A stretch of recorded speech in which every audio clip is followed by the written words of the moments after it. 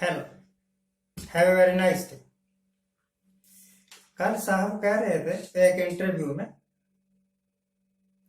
कि उनको यानी मोदी साहब को हिंदुस्तान के 140 करोड़ लोगों का समर्थन प्राप्त है, आशीर्वाद प्राप्त है। ये तो बड़ी अच्छी बात है भाई। जब 140 करोड़ लोग आपके साथ हैं, और मैंने सुना है कि 97 करोड़ टोटल वोटर्स हैं, फिर तो आप जीत ही जीत है। फिर तो आपकी जीत ही जीत है, हारने का तो सवाल ही नहीं पैदा होता।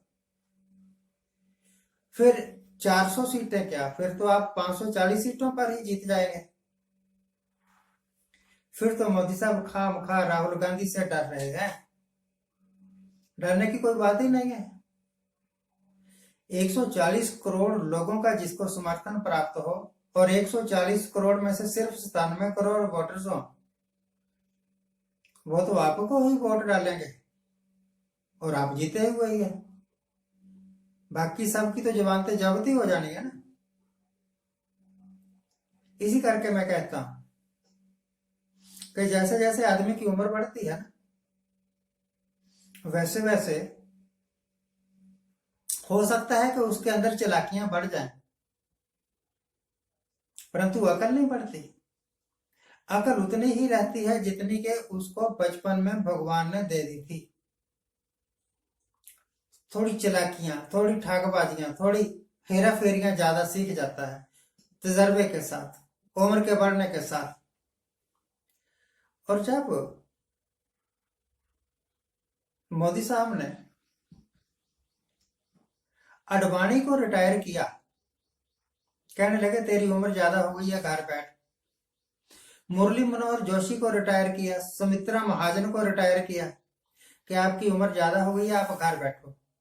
उस वक्त उनको पता था मोदी साहब को कि वो कभी भी उस उम्र को नहीं पहुंचेंगे जिस उम्र में जाके रिटायर होना आवश्यक हो जाता है।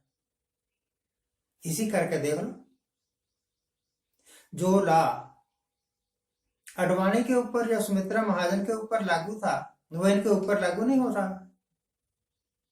वो अभी कहते हैं कि तीसरी बार मौका दीजिए, चौथी बार मौका दीजिए, ऐसे करके। तीसरी बार या चौथी बार या पांचवी बार मौका मिल सकता है आपको, क्योंकि आपसे ज्यादा पढ़ा लिखा, आपसे ज्यादा समझदार और आपसे ज्यादा मेहनती बंदा हिंदुस्तान में कोई दूसरा है ही नहीं।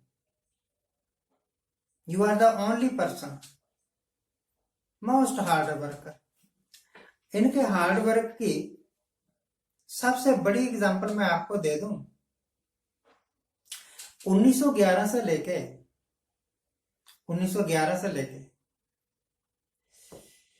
2011 तक हर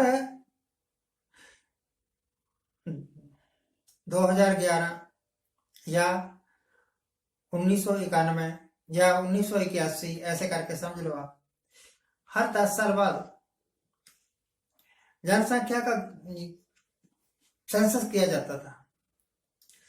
और जब मोदी साहब आए, इतने हार्ड वर्कर, इतने मेहनती, इतने कार्यकुशल, इनसे आज तक जो जनगणना 2021 में होनी चाहिए थी, वो 2024 तक नहीं हो पाई।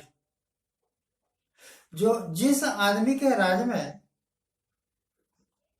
जनगणना तक नहीं हो सकती, वो उस आदमी से क्या उम्मीद की जा सकती है कि वो क्या कर लेगा। अगर आप जनगणना भी नहीं करवा सकते कि हमारे देश में कितने आदमी हैं, ये जो बता रहे हैं ना 140 करोड़ है, 145 करोड़ है, ये सब तुक्के हैं। गूगल से आंकड़े ले लेते हैं और आगे बोल देते हैं। एक्चुअली जनसंख्या कितनी है ये तो किसी को पता ही नहीं। हो सकता है कि 150 करोड़ हो सकता है कि 140 करोड़ हो। आपके राज में आप ये एक छोटा सा काम नहीं करवा सके कि जनगणना करवा लें। हिंदुस्तान में इलेक्शन हो रहे हैं, 2 महीने तक इलेक्शन ही चल रहे हैं। इससे ज्यादा बड़ी नालायकी कोई और होगी कि पूरे हिंदुस्तान में इलेक्शन करवाने के लिए 7 स्टेजेस में इलेक्शन करवाने हैं और 2 महीने का वक्फा लगातार। क्या कर रहे हैं आप? ढंग से इलेक्शन भी नहीं करवा सकते, आप जनगणना भी नहीं करवा सकते, तो आप आए ही क्यों? अगर ना आते तब कौन सी कमी थी? हो सकता है कि आपसे कोई बहुत बेहतर आदमी हो जो हिंदुस्तान को कोई सही दिशा दे सकता हो। आपसे बेहतर आदमी होगा जरूर, एक नहीं होगा, हजारों होंगे, परंतु तुक्का लग गया और एक नालायक आदमी राजगद्दी पर बैठ गया और मन मानने फैसले कर लिए। मन मानने फैसले कर लेना अलग बात है, उनको लागू कर देना अलग बात है, परंतु उनके प्रभावों को आप मन मानने ढंग से नहीं बता सकते। नोटबंदी का फैसला किया, ये आपकी मर्जी थी। लागू कर दिया, ये भी आपकी मर्जी थी। 370 का फैसला किया, ये आपकी मर्जी थी। लागू किया, ये भी आपकी मर्जी थी। 370 के बाद कश्मीर में जो हर एक कश्मीरी के मन में एक अलगाव की भावना पैदा हो गई है, उसको आप आज तक दूर नहीं कर सके और ना ही कर पाओगे, ना ही कर पाओगे। तो एक महानालायक आदमी जो कि अनपढ़ है, जो कि बुढ़ा भी है, जिसके विट्स जा चुके हैं, सोचने समझने की शक्ति भी खत्म हो गई, वो अगर कहे कि मैं तो जी अगले 10 साल तक प्रधानमंत्री रहूंगा, तो आप मान रहे होगे दुनिया के लोगों? क्या पता इस बददिमाग आदमी ने हिंदुस्तान को किस गर्त में फेंक के जाना है।